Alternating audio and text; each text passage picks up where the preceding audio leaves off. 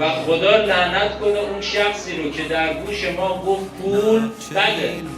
هیچکی نباید دیگه پول بده. آقا وقتی میگی پول بده یعنی اسلام میگه پول بده. وقتی میگی پول بده یعنی اسلام میگه دنبال کار نرو، شما برو سراغ اهل بیت.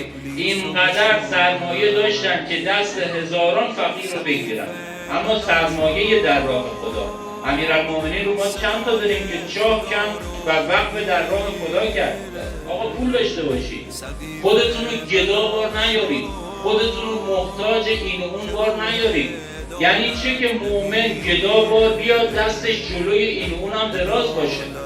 اینایی که میگن گدا بار بیایید یعنی مقابل ما وای نستید که با ما مقابله و رقابت بکنید، بذارید فقط ما بخورید. اصلا اسلام همچون حرفی نزد. دین ما دین کاره، دین ما دین فعالیته، دین ما دین سرمایه داریه.